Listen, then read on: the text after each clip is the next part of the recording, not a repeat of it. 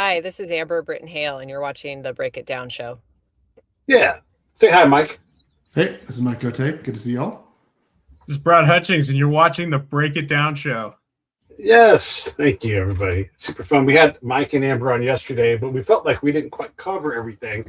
And Amber said, let's talk about Anthropic. So let's just open there and start with that. Why is this topic interesting to you, Amber? And then we'll bring Brad in to tell us more about these things. Thanks all of you guys for coming on the show. These kind of things are fascinating to me. Let's go. It's interesting to me from a leadership lens, and that is there is somebody very powerful who runs Anthropic, and he and his effective altruism have a very specific leadership and organizational conceit. And that is, again, this effective altruism, and it colors how he runs his organization. So when it came to a loggerhead with the Department of War, there is a lot of information to say it was difficult for DOW to get Dario on the phone. There was a lot of information floating around to say Anthropic with Claude planned the Maduro raid, as well as we are hearing some of this Iranian action. But the behind the scenes is Dario wanted limitations on how DOW could use Anthropic. They had two red lines. One of those is mass surveillance. But if you hear Emil Michael talk about what mass surveillance meant to Anthropic, supposedly that meant can't crawl LinkedIn, can't crawl public database kind of thing. So they had this real contest of wills, and some of the other contractors in the equation were uncomfortable with Anthropic's answers as well. So it comes down to a 5 p.m. deadline last Friday, which, given the timing of Iran, makes sense. And DOW has decided they're a supply chain risk. They're out of the equation. Sam Altman and OpenAI stepped in to fill the void. Again, this is a leadership question. What Sam is a masterful salesperson. Like, he was ready to go. So that's why it's interesting to me. Who decides? What decides? Does Anthropic's constitution supersede the laws of the land? There's a lot of accountability, legislation, and oversight on how DOW works. Why is Dario the ultimate decider of these kinds of things?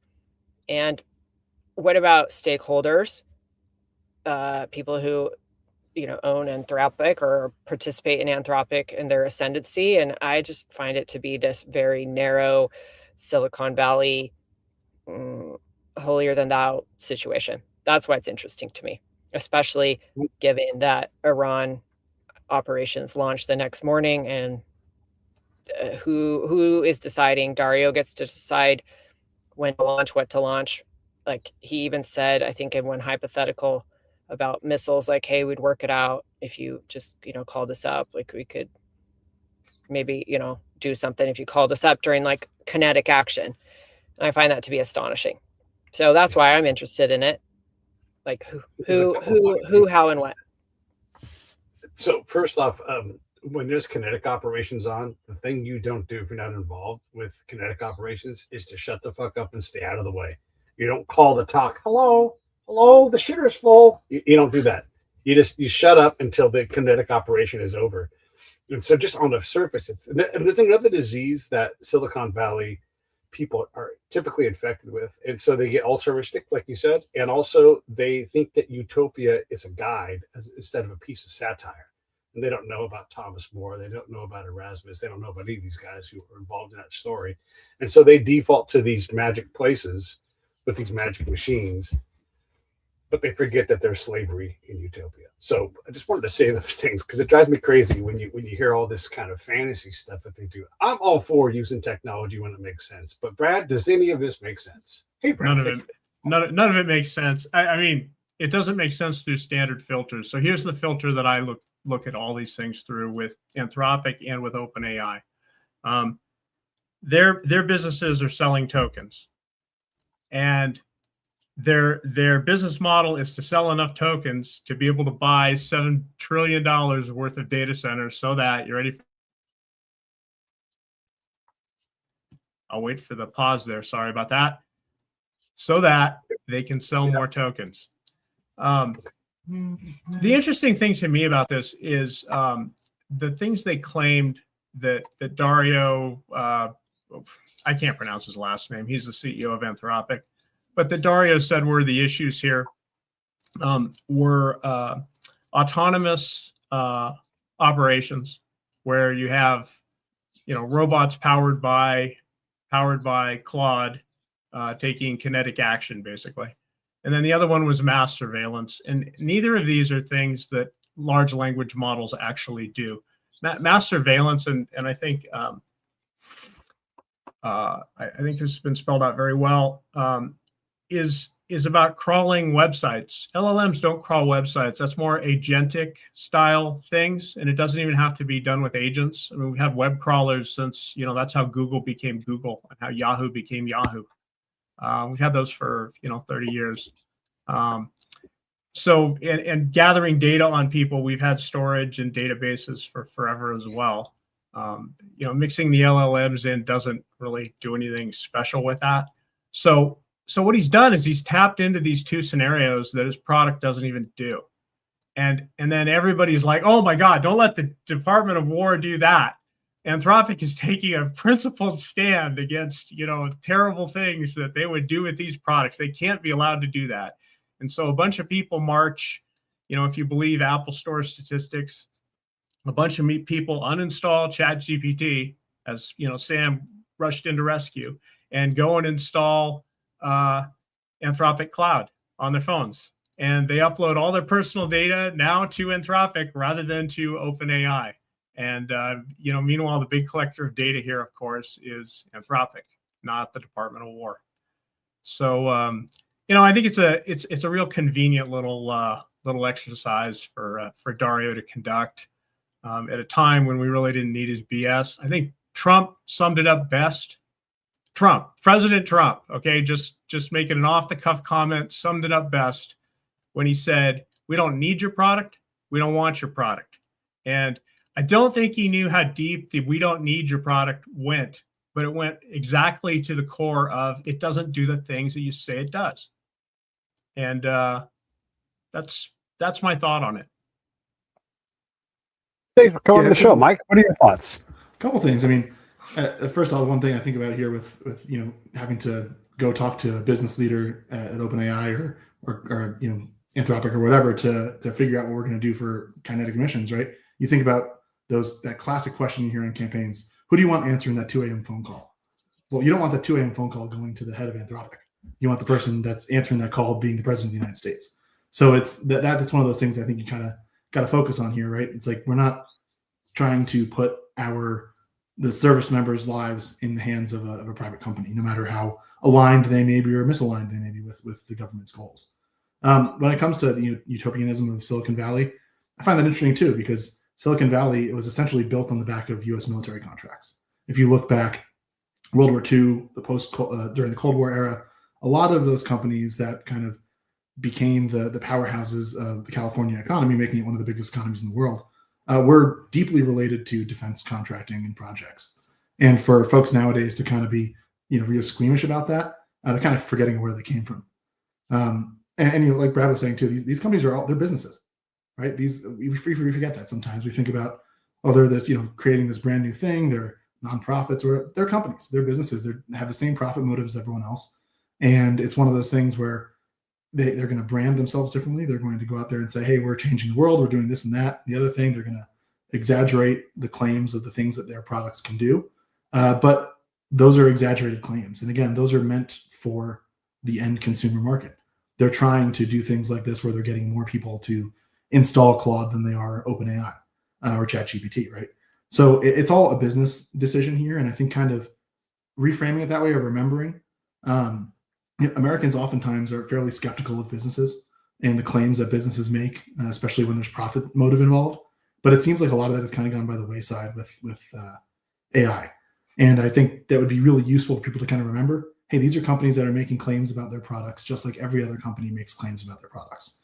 And it's worth being skeptical about that and kind of trying to understand, how useful is this product for the actual use cases we're going for, and where are they exaggerating that use. And I think when it comes to what they're doing with the government, I do think there's a lot of exaggeration here. Like Brad was saying, this is not going to be autonomous weapons. That's not what large language models do.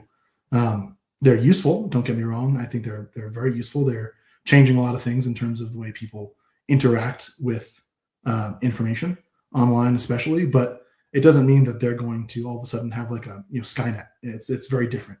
And I think we would do well to be a little more skeptical of these claims and kind of pump the brakes a little bit on some of this stuff. And I'm glad that the U.S. government isn't really kowtowing to companies like this, because they don't need to. The U.S. government is the big player here. They're the ones that are kind of calling the shots, not in terms of just having contracts, but regulation as well. So I think a lot of these companies would do well to understand that, and also to realize that people say this online a lot, what time it is, right? We're in an era of great power conflict with countries that are very much antagonistic to the U.S. and actively so. Look at the way China is funding its AI labs, doing that research there. Obviously, we're trying to sell them some chips now, which I think is a bad idea. But before then, they were smuggling things around. They're trying to get around all our export controls. So if we're kind of thinking about this from a national standpoint, we want to win this race. We want to make sure that we're doing it in a way that is beneficial for the United States. And so I think there's a lot of tension here. I think these companies have tension with the government as well in terms of what they're willing to do, how they want to, create their own markets and their own branding. And I think Anthropic really, this is a branding exercise more than anything else, kind of showing, hey, we're going to stand up to the Trump administration. So, Brad, when we're talking about, hey, this is what LLMs do, we tend to use these words LLM, AI, kind of interchangeably. So will you help us understand what LLMs do? Like, what's the purpose of them? We're all trying to figure this out. You don't got to do much on this, but it's anybody who's trying to catch up. And, people's feelings get hurt. Like, what do you mean? I'm doing them right now. Okay. Yep. I'm sure you are. So let's kind of cover what these things actually do so that we can go forward with that. And then how does someone, when your bullshit detector doesn't go off, okay, like what are the questions you need to ask to make sure that a person you're going to give, all of a sudden everybody's an AI expert and how everybody else can build their AI machine to make their business work better. So help us understand what reality is here. So what we're talking about sort of a subdivision of artificial intelligence, and we'll call it generative artificial intelligence, generative AI. The way it works, large language models, that's what they are. They're large. They're about language, meaning the words that we use, the words in our language, and they're models, meaning that they are not reproductions of reality. They are instead an estimation of reality. And let's say you have a 300 billion parameter large language model. Well, what that means is we took all the words in the English language and we looked at their usage in petabytes. That's thousands of terabytes of information.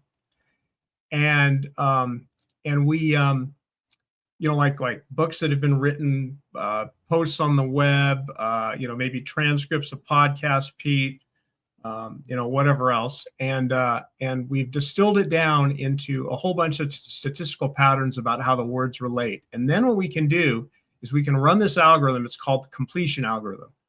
Whether it's Pete noted my devices at mojo.net, whether it's those or it's Anthropic Cloud or it's OpenAI's ChatGPT, that's what LLMs run, is the completion algorithm. And what they do is they take an input, we call this the context window, and they try to complete the context window.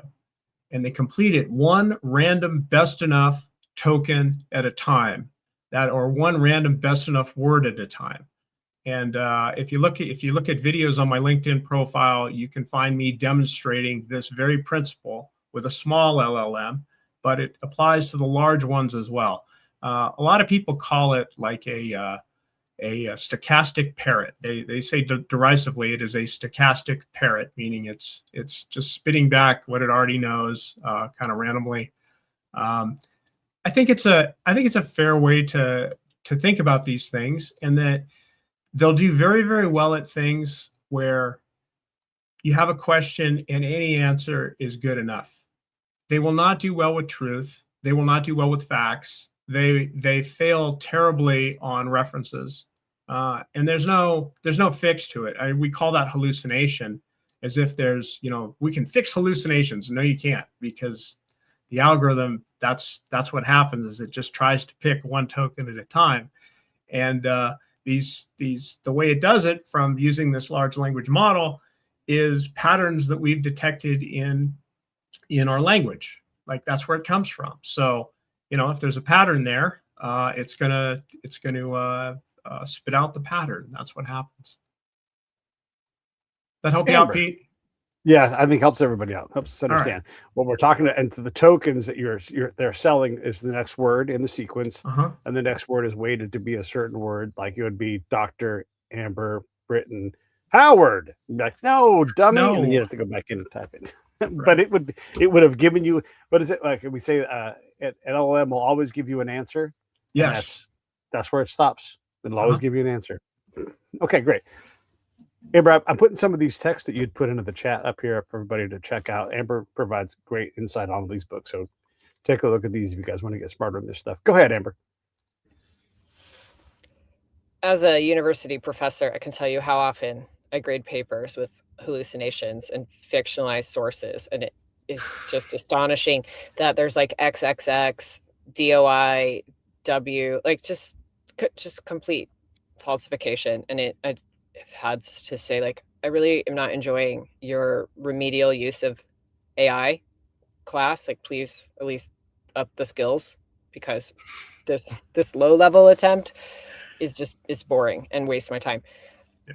So moving on to the Anthropic, like the core of the issue, what I find to be most astonishing is Anthropic accuses China of stealing from it with 24,000 incursions or unlawful incursions. And so this enemy state, or adversarial state, if you will, is allowed to have access, but then it's restricted from the US government, who has promised not to go over these red lines because the laws of our land don't allow for those things to occur.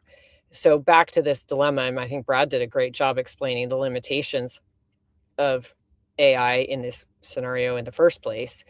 So why this allegation of potential misuse, and why so much hand wringing over things that the AI cannot do, isn't lawfully permitted to do, and are the values of the highest order by Dario Amodei and Anthropic. I find that to be so confusing and so against a company's self-interest. And then the books I shared, Unit X, How Pentagon is Transforming Silicon Valley, and The Technological Republic by Dr. Karp, as well as looking at all of the startups that operate out of El Segundo, there's a completely different conceit on how defense contractors should interact with the United States of America, and how to prominence the US and not hamstring our technology, our innovation, and our cooperation with the government. But rewind maybe back to Project Maven and some of the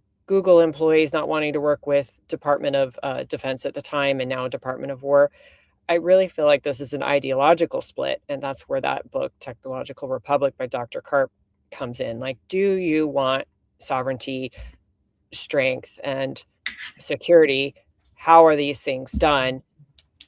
And check your ideology on this, because everything that you are doing as a tech founder and manufacturer is made possible by the republic that you live in. And I find that to be just the inconsistencies to be the most glaring. Mike. Yeah, I think that all makes sense to me. And it's one of those things too. I think there's a lot of folks who are trapped in an older paradigm in Silicon Valley about, hey, we can choose to work with the government or not. It's really not that big a deal.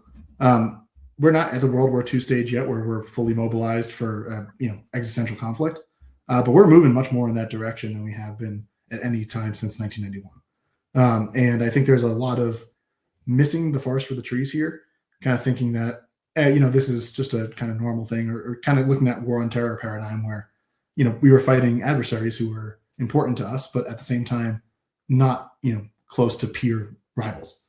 China is not that. China is much, much more of a major threat to us, especially in the way that they weaponize technology, in the way that they steal intellectual property. I mean, if I were one of these companies, I'd want to be working with the U.S. government simply for the fact that I'd be pretty angry that the Chinese constantly steal my stuff. It doesn't seem like people are nearly as angry about that as they should be. But when I used to be an accountant in the business world and all, even then, like the Chinese interference with companies in China and externally is immense, and that sort of paradigm is one that I think our country has a hard time dealing with, simply because we're very, very different than that, which is good. I don't want the U.S. government, running all these state-owned enterprises, basically, hamstringing companies that don't want to work with it. I don't want that. At the same time, we need to realize that we do need to have some sort of greater level of private-public cooperation here, especially when it comes to issues of defense and national security. And so I would hope that some of these companies, and some are going that way, you look at Palantir, you look at some of the new defense contractors, Anduril, places like that are really kind of changing the paradigm here, being more agile, bringing that kind of Silicon Valley ethos that we think about all these successful U.S. companies having, and bringing that to kind of a stultified defense industry. That's good. That if that can bring the Pentagon along to the modern era on this, that would be great. So we do need more of that ethos, but at the same time, people got to put ideology to the side here, because this is not a conflict of Republican versus Democrat. It's freedom versus unfreedom. And I think you got to lay out the stakes and understand what's happening here, who our adversaries are. This is not just an economic competition with a rival that has a big industrial sector. It's much more than that. And hopefully, some of these companies are able to come around, understand that, and instead of using it for kind of marketing points for the broader public. Who wants to go next? Me. I'll go next. Welcome back, Brad. Amber's point about, let's say Google, for instance. Google's got a lot of employees, and they'll raise a fuss, if there's something, kind of not to their political liking. They're an established Silicon Valley company at this point, and they're a big player. OpenAI and Anthropic, they are big players on paper. They're not very established. Anthropic is 4 years old. OpenAI is 3 years old in our minds. These are not old companies. So there's that. The other thing is to Mike's points, it's not just like deep in Silicon Valley's history that it was cooperative with the government and with our war fighters. Storage industry, I've worked with the storage industry the past decade, with many companies that are startups in the storage industry. That's like disk drives and then algorithms that organize data and searching and indexing and things like that. CIA, FBI, huge customers. In fact, probably the first basic customer you go to if you found a storage company. Yes, you gotta play the corporate side and whatever else, but if you've got good tech, they're the ones who are going to adopt it first and test it out for you, and they're going to be your best customers. So industry-wide, like, this isn't just like the whole industry misbehaving. This is screwballs that ended up at two companies misbehaving. And then one last point, OpenAI's ability to come in, on basically a moment's notice and say, hey, we got you, bros. When Dario left the building, what that points out a big weakness with these things, which is that they're interchangeable. And of course, I think a lot of users are finding that as well, as they switch, they do their protest thing and they switch from ChatGPT to Claude. And I did see a post on LinkedIn yesterday, an AI influencer who was lamenting all of the time she'd spent with ChatGPT, letting it get to know her and her habits and know what she does and what she's about and everything else. And she switched to Claude, and within about 5 minutes, it didn't matter to her. Claude was learning her habits and what she liked and doing just as good a job, which means the switching costs aren't so high.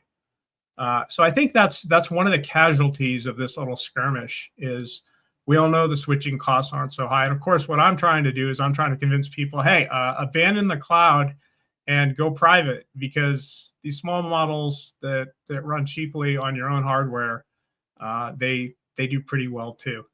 And you'd be astonished how well they do compared to their cloud competitors. Who's going next? I think Amber's up. Amber, come on in over here.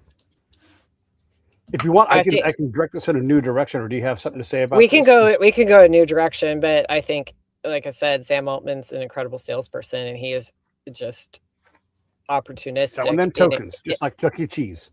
In a good way.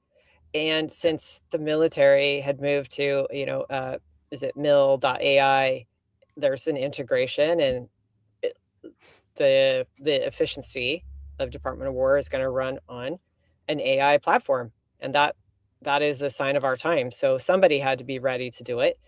But I did see that Grok had its biggest day ever yesterday. So I wouldn't get too comfortable if I was Sam Altman, especially when Elon Musk takes time out of his day to tweet about what a fraud he thinks Sam is.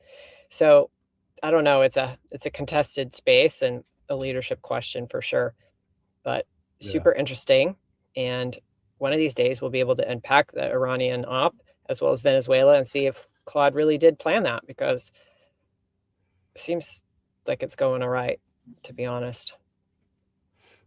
And I don't want to go too deep into the classified side of this. It's easy to do real fast. So I'll let all of you use your imagination. But today, much more so than 20 or even 10 years ago, our special operators are really cyborgs. There's so much technology on board their person as they go out and do things. Plus, even 20 years ago, you could float an airplane out in front of your combat patrol, just a model airplane with the camera on it, and you could see things you couldn't see before. So imagine what that looks like now 20 years later. So AI, whatever that means in this case, is definitely part of this ability to coordinate. Well, there's always going to be some kind of fratricide element. Combat's crazy like that, but we are seeing an increased ability to be precise, be sudden, be deployable.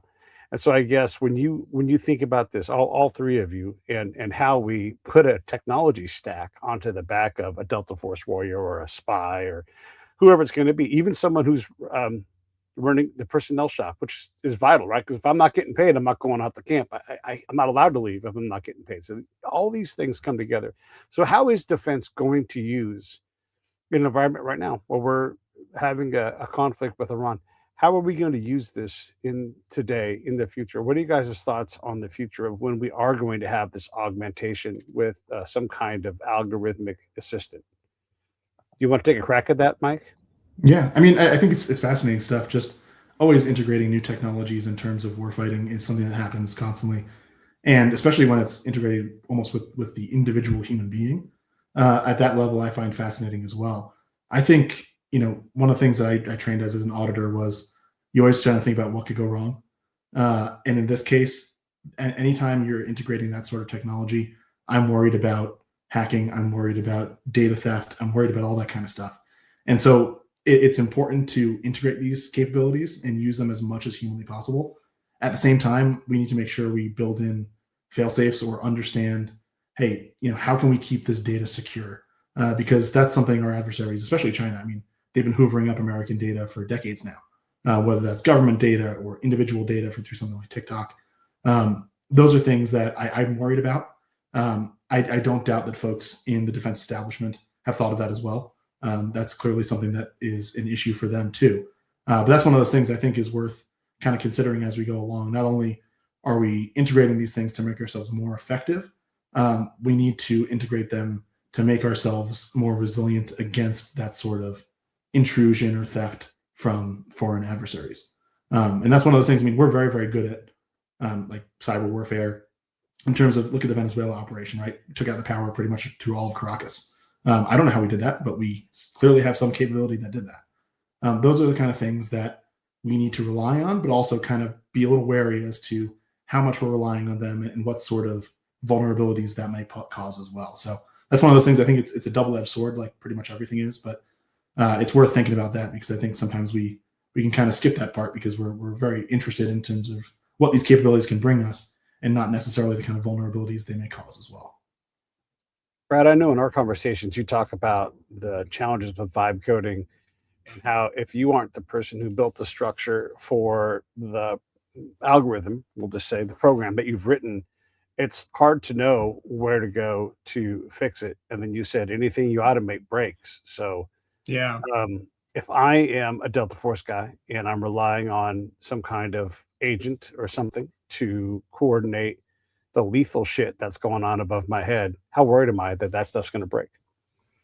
Well, I think any automation, it's not an asset, it's a liability.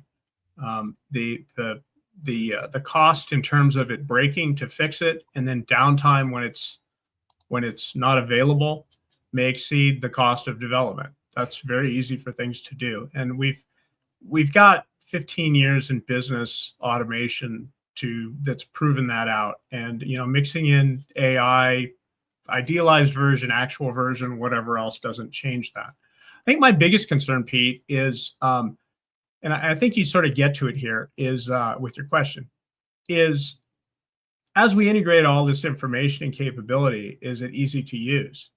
Is the operator in the field being overwhelmed by too much data, too many options? And this is stuff that we need to ferret out beforehand, and we need to have things that are, when they're not working well, easily ditch them and have a fallback, in real action.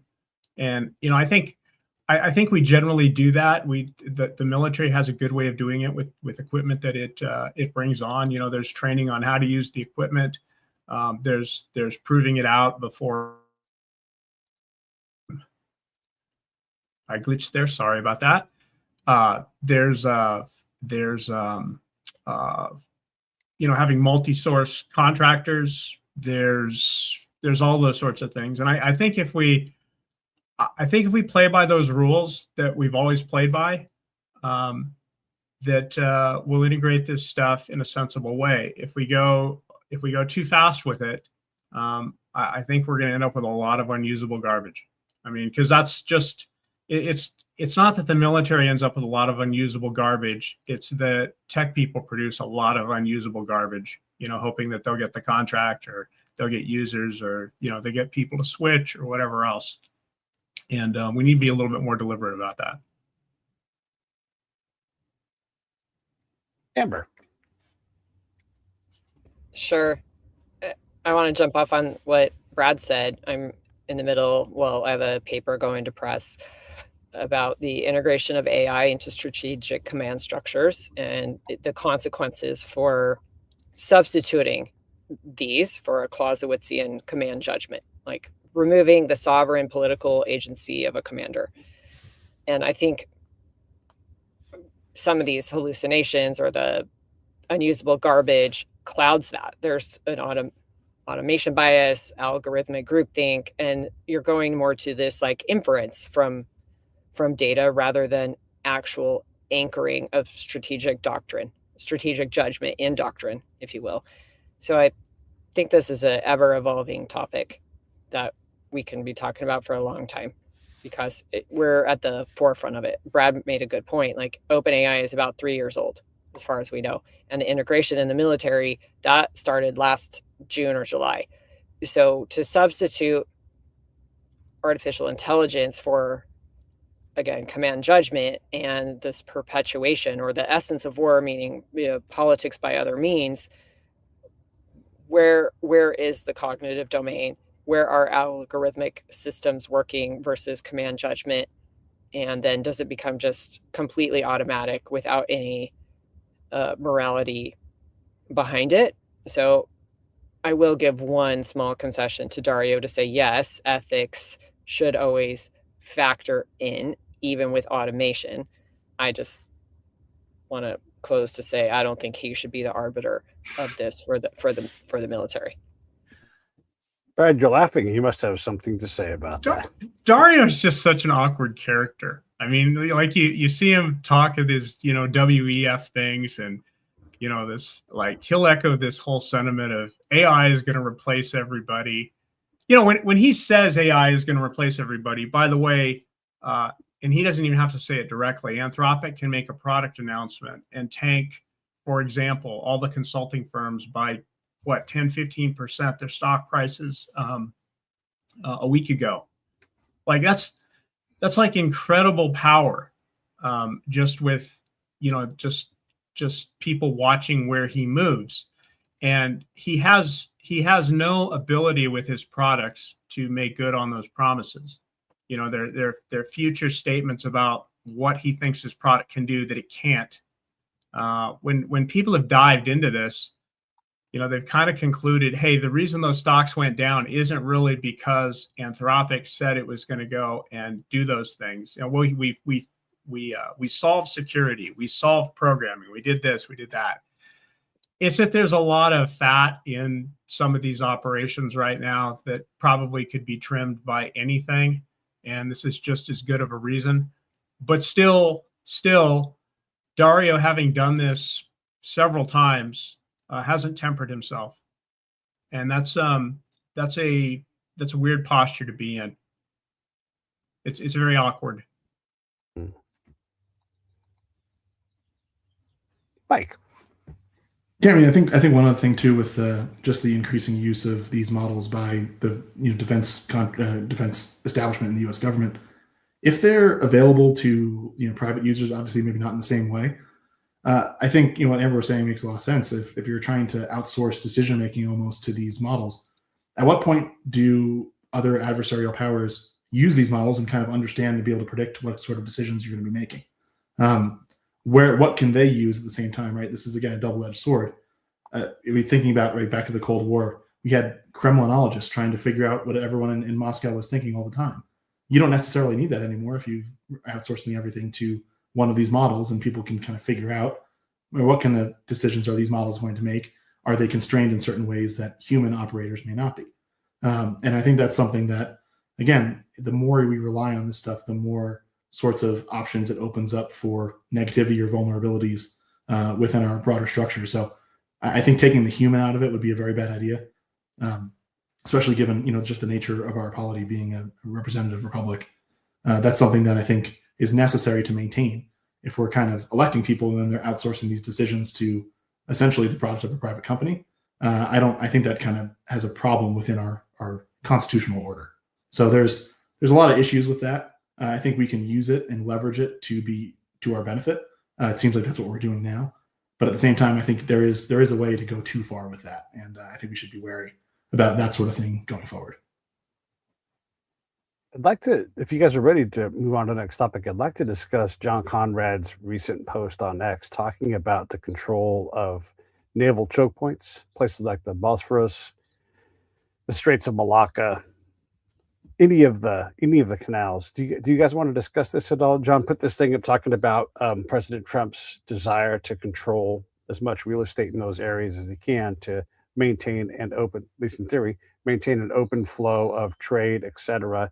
We've also seen the move against Lloyd's of London in terms of securing and ensuring shipping movements, and then the U.S. government's response to say, hey, we'll insure you. So I guess, Amber, let's start with you. Do you have any thoughts on John's work or anything about the recent U.S. involvement? Like, hey, we'll insure your shipments. Yeah, so yesterday when I said, whoops, the insurance is a problem, this is going to be a big deal. Lloyd's doesn't have the data coming to it that it's always had for actuary tables to underwrite risk. And then we get off the pod and whoops, yep, no one can underwrite risk, but guess what? Trump is going to now be the escort and insurer of the Straits of Hormuz. And I thought that was really pivotal of the economic statecraft of this administration. Like, they moved on that so fast. I thought it was impressive. But John Conrad has been leading the calls for better maritime defense, repair our ships, quit painting them with crap, rusty, paint, fix up our merchant marine. He's been out there alone, solo voice, but he's been right on all of his things. So then when we spoke about the straits and closing off the straits yesterday, yep, his post today was like, hey, take a look at really these choke points and the controlling of the seas in these ways. And the administration seems to have a real command of this issue. So I'll just give him some compliments. I think he's doing a great job, but he's often been a lonely voice on the How does he maritime make people so front. uncomfortable? What is it about his message? Is it because he's too Trumpy, or is it because of something else? Do we just reject it because we're not comfortable with that? And he's always on about the merchant marines and how, hey, got to get more of these guys who are qualified. We got ships that can't move because we don't have the personnel qualified to go stand on these things and run them.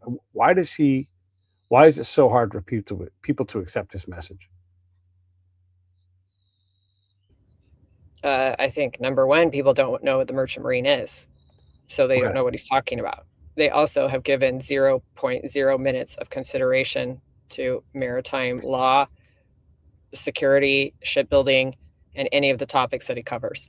It's very niche, yet it's critical, and therefore he is like an annoyance to people who don't want to talk about these things and they don't understand the ecosystem of it all. But it's been neglected for a long time.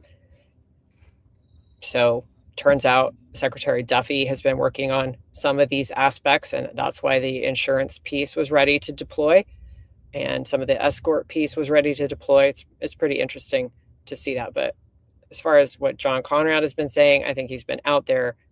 It's just not a topic that's well understood. Yeah. Thanks for that. Mike, any thoughts on naval security and foreign policy? Oh man, so many. I think this is one of those things that it falls by the wayside too often, but realistically, it never goes out of style. I mean, one of the things I studied the most in my graduate work in history was World War One, especially the British Empire before World War One. And one of the big problems between Britain and Germany was merchant shipping. Germany was massively building in terms of their merchant shipping. And at the time, that was much more commonplace, right? We didn't have air cargo. Rail cargo was much more limited in a lot of ways in terms of crossing international borders. So pretty much maritime shipping was where it was at. And I think both of those nations realized that in the case of war, those are still, ship frames that you can use in terms of not only, transiting key military cargo and civilian cargo, but also in terms of doing commerce raiding, in terms of actually using them in a military fashion directly, arming these merchant carriers. And I think when we're looking at that from the modern day, it may seem, hey, that's kind of outdated, right? But it's not. It really isn't. I mean, still the vast majority of international trade passes over the oceans. That is, they're able to carry way more stuff, these super tankers, whether that's oil and other energy resources, LNG, or physical goods and products on container ships. And we've by far let our industry kind of collapse. And part of that is the drive for efficiency and cost savings. And that's always going to be the case in a free market society or a capitalistic society, that hey, we're going to outsource what we can and what we don't think we need to other countries that may do it better. And that is beneficial to an extent. But when it comes to something like this that really does have that dual use or overlap with defense issues, you can go too far. And I think at this point we really have. Our merchant marine industry is essentially moribund at this point. Part of that's due to things like the Jones Act that kind of make it harder for there to be internal shipping between U.S. ports. That was initially meant to boost the shipbuilding industry, but it's kind of had almost the reverse effect. At the same time, outsourcing to China. China's got one of the biggest shipping companies in the world in Costco. Not the company Costco, C-O-S-T-C-O, but C-O-S-C-O. Big, shipping conglomerate that basically ships stuff all around the world. They buy ports. This infrastructure is something that they're very, very deeply entangled with. And if you look at, the oceans, right, we think about this huge, massive expanse of water. And for the most part, that is true. But those massive expanses of water are tightly controlled by very small choke points, like you were mentioning, Strait of Hormuz. If we think about last year, the year before, 2 years ago, basically after October 7th, 2023, you had the straits over by the Red Sea that were being controlled or shut down essentially by the Houthis, firing various missiles at ships and kind of closing off traffic that goes from the Red Sea and the Indian Ocean into the Suez Canal and then into the Mediterranean and Europe. So these are small areas that can be controlled by foreign adversaries. Someone like the Houthis, they're not exactly the most technologically capable group in the world. They did have some pretty powerful Iranian weapons, but they're kind of a ragtag group, and they were able to essentially shut down shipping through the Suez Canal for months and months at a time. That's significant. The ROI that you have as a power to be able to do that is well worth the investment. And if you think about this, right, you think about China, they're growing their navy. It's larger in terms of number of ships than ours is. They're not able to project power as well as we are in terms of aircraft carriers, things like that. But they're growing that capability.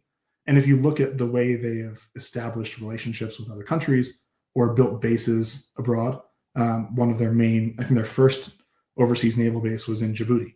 If you look at a map, that's right across those straits that I was talking about earlier.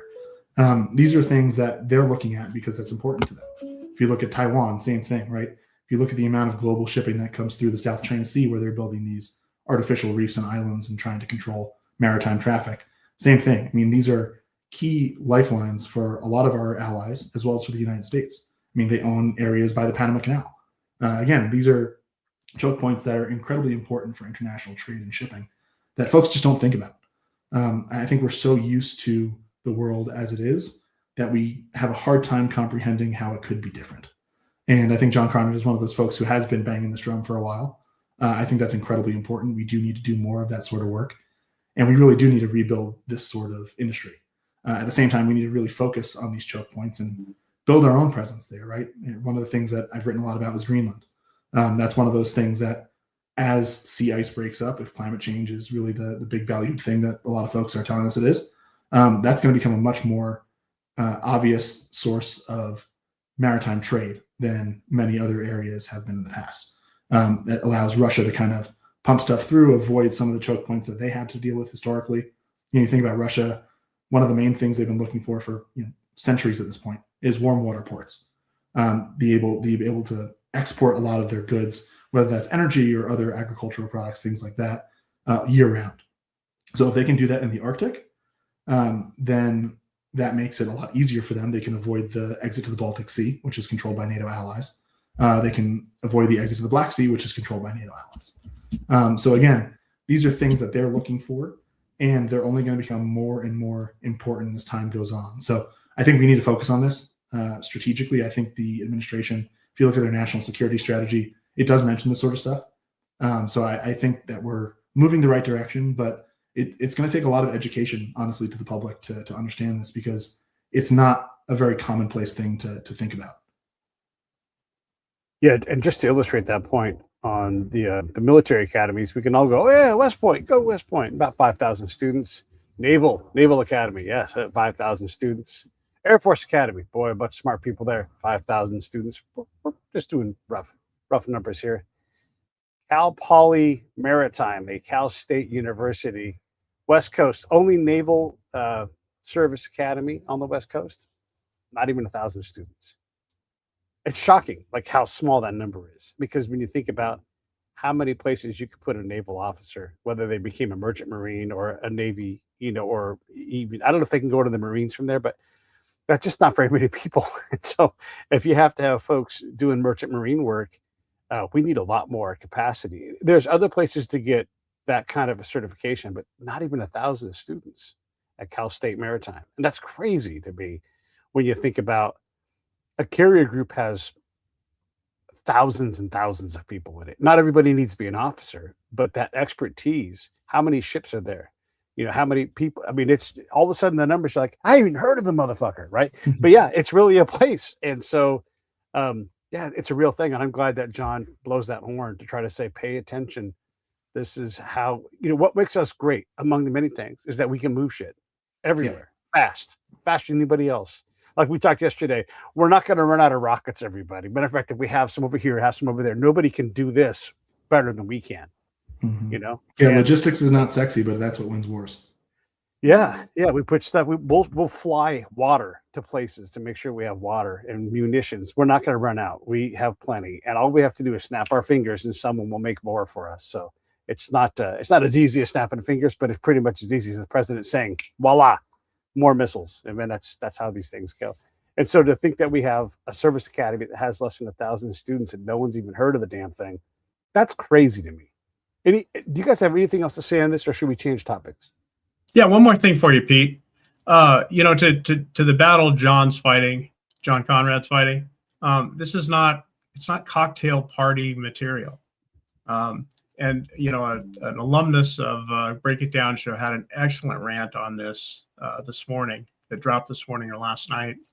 That'd be Victor Davis Hanson in his latest podcast, and he talked for 20 minutes about how the cocktail crowd. I'm sort of summarizing and putting some editorial into it, but the cocktail party crowd, there are just some aspects of work and life and existence that they don't care about, and everybody else is kind of beneath them. And if you're he did this in the context of let's just call them poor whites growing up in Central Valley of California, at the time that he grew up, 50s and 60s.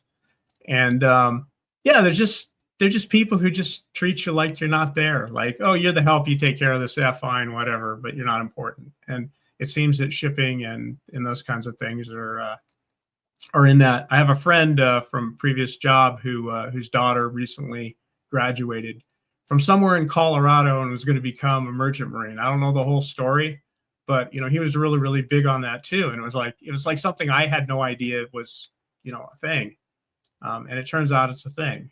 It's just really quiet because nobody cares. Yeah, sadly. Yeah. Amber, anything to wrap up our merchant marine type topic? Well, I love Victor Davis Hanson, and all of his anecdotes from Central Valley always strike me as, like, he asks serious questions such as, like, where does your water come from? He's a farmer, he has acreage, and he knows exactly where water comes from. But if you can't answer these fundamental questions, you really aren't qualified to speak on much else. And that is the logistics, like Mike referenced, and what Brad talked about too. Like, these questions are often below the line of most people, and they think stuff just shows up. But the choke point thing isn't going to be going away. I watched Ryan Peterson tweet on X today that air freight from Asia is now up 60% because it's a substitution for transshipment. Qatar declared a force majeure on their LNG. They're not going to be shipping that till these contracts are invalid for I don't know, undeclared amount of time. This is a major disruption. So Trump and Besant disrupting the London insurance market is astonishing in economic statecraft, and I think there's going to be some stabilization, but don't underestimate the choke point at this point, because everything is downstream from these decisions, from these geographical impact points. Yeah, and again, like we talked about yesterday, we get real comfortable launching rockets at people the second potato chips cost more money because they couldn't go through the Strait of Hormuz or whatever it is. We lose sight of just how dependent we are on these systems. And so there's definitely some power struggle going on. What should we cover here in the last few minutes before we wrap this up? And I appreciate you guys taking this journey with me. I've been fascinated to have the three of you talk about this stuff. So thank you very much for doing this. But does anybody have anything they want to get off their chest, or a particular topic they need to get into? I mean, I think one thing we kind of briefly mentioned yesterday, but is worth touching on a little more, is how this war is going to change our alliances with various other countries, especially in Europe. It's one of those things that I think this is very clarifying. See who your friends are, who is willing to step up, let you help out, use the bases that you have legitimate access to for a legitimate military purpose. And I think there's pretty clear there's a lot of countries in Europe that are fairly uninterested in allowing us to use these bases the way that we want to. And, we think about especially the NATO alliance, right? I'm a big fan of the NATO alliance. I think it's necessary going forward. I think it was necessary in the past. But that was an alliance that was built on very, very direct shared interests and adversaries. That was against the Soviet Union. Pretty much everyone in NATO was against the Soviet Union. That was a challenge we were dealing with at the time. Since then, when our threats are more dispersed, whether that's Islamic terrorism, Iran, China, Russia still, that's one of those things where we don't necessarily all have the same aligned interests as we used to. I think about this with China a lot, right? Thinking about Greenland, for example. Denmark, if Greenland ends up becoming, something that is heavily influenced by the Chinese government, whether that's economically or militarily, that doesn't really impact Denmark all that much. It impacts us quite a bit. And so there's a bit of a disconnect there, especially with a lot of these European states when it comes to adversaries that are not Russia, where there is a disconnect in terms of, if this is a Chinese century, which I fervently hope it is not, that's something that the Europeans think they can deal with. They can manage that. They can kind of still, play their games in their own little sandbox, and that's that. I don't think that's correct on their part, but they have a different view of it than we do. It's much more of an existential issue for the United States than it is for, say, France or Germany, to be specific. So I think as we separate in terms of how tightly our interests are aligned, I think we do need to reassess somewhat who we're relying on, how we're relying on them, and how we can make sure that we're, keeping ourselves prepared and secure and ready to use the bases that we have and we need to have. And I think for me, that includes increasing our sovereignty over some of these places. Diego Garcia is kind of the main one to think about with respect to this Iran operation. Major base in the middle of the Indian Ocean, essentially was British territory, still technically is British territory. They're trying to sell it off for free, I guess, give it away to Mauritius, which is basically a Chinese satrapy. So that was not a good idea. I'm glad we're finally pushing it back against that. But the UK basically said we were not able to use that base to go after Iran.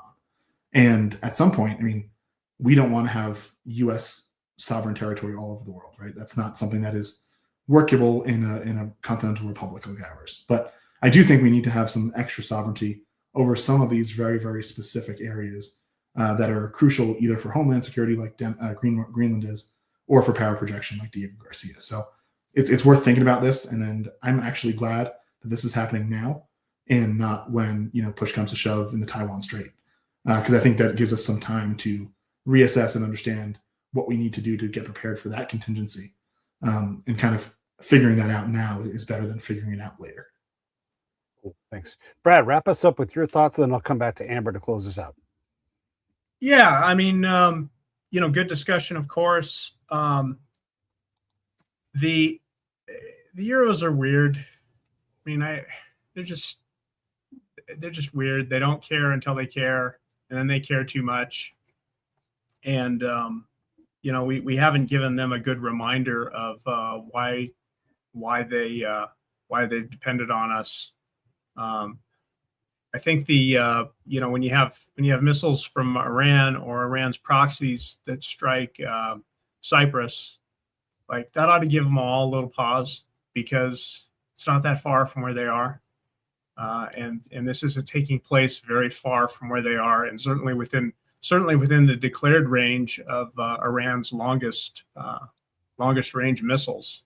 I think maybe they're trying not to spook them. Maybe that's what's going on. But it's weird and not helpful. And if there ever was a time to be helpful, there was a great meme on X today about in a post, just made me laugh, about inviting the French and the Germans to drop the last bomb so that they could claim credit. Like maybe that'll patch things up. I don't know. It's just it's weird. UK is a disappointment.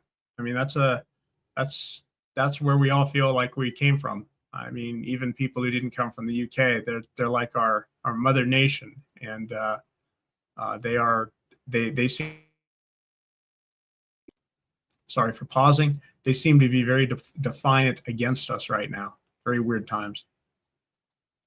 Amber, the final word goes to you, and then we'll close this thing down. I thought about the realignment across alliances all night, and I find it just astonishing to watch Greece go fight the Persians across Cyprus. That is a juxtaposition of history. And then Denmark is sending, a ship, and France is going to protect Cyprus. But the UK has been completely fine to leave their people there with zero air cover for performative reasons. And Brad made a point, like, what they're worried about blowback, or they might be worried about blowback. Like, how much worse is it going to get? What is worse than what's going on right now? Like, Iran's already striking all their neighbors, including Turkey today.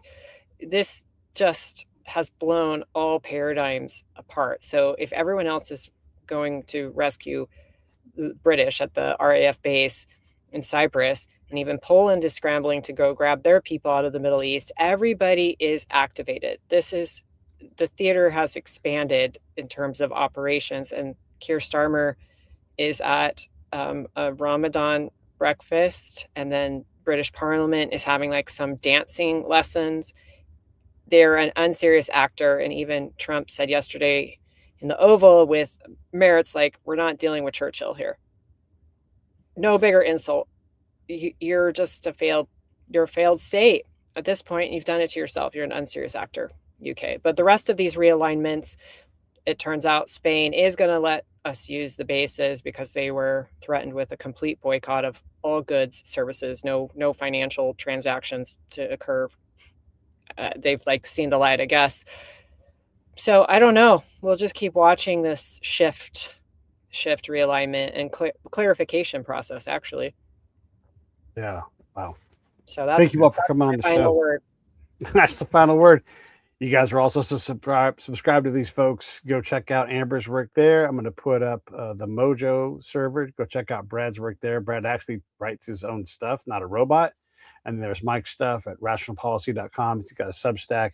Everybody, thank you all for watching. We'll see you all tomorrow. Have a nice day.